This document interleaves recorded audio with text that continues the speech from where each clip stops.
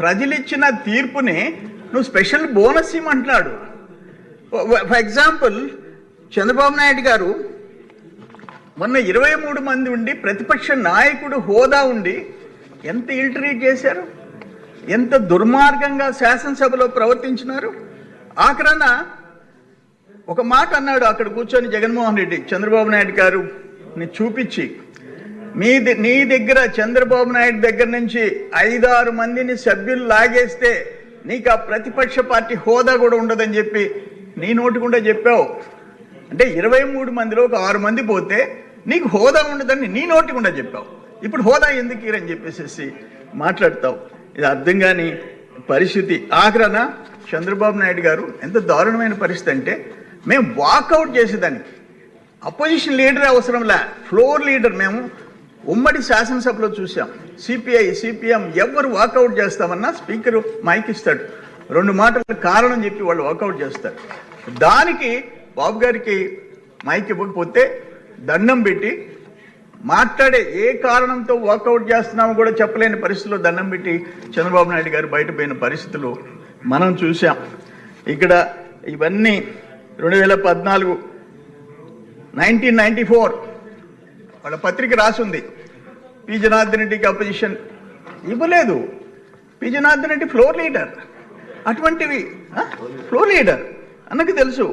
14లో BJP తరఫున లక్ష్మణ్ గారు floor leader, 9లో CPI తరఫున గుండా మల్లేశ్వర్ గారు, 94లో పి జనార్దన్ రెడ్డి గారు, ఎంఐఎంలో 7 మంది సభ్యులు.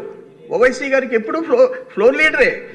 బీజేపీ తరఫున విద్యాసాగర్ గారు ఫ్లోర్ లీడర్లే. వీళ్ళందరూ గొప్ప వ్యక్తులు.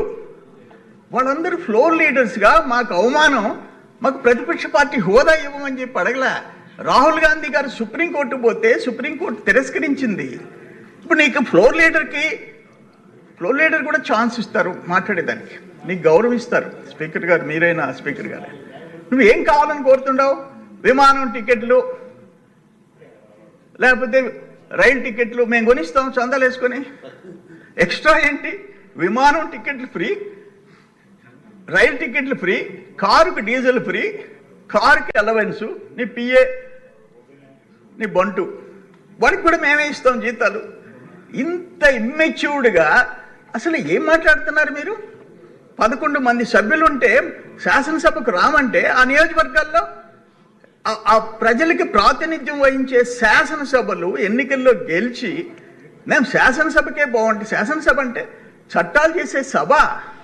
ఆ ప్రజలకి ప్రతినిధిగా మీ వాయిస్ ఇక్కడ వినిపించాలా?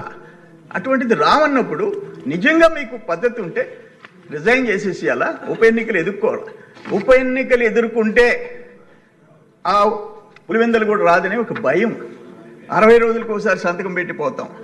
ఇటువంటి పరిస్థితి మనం ఎప్పుడు చూడాలి. ఇవన్నీ అటుండిచ్చి ప్రజల్ని మిస్లీడ్ చేసేదానికి నువ్వు, నీ ఛానల్, నీ పత్రిక, నీ లీడర్సు స్పీకర్ గారిని, చంద్రబాబు నాయుడు గారిని, కూటమిని తప్పుపడితే మాకు అసలు మీ మీద స్పెషల్ బోనస్ ఎందుకు ఇవ్వాలా?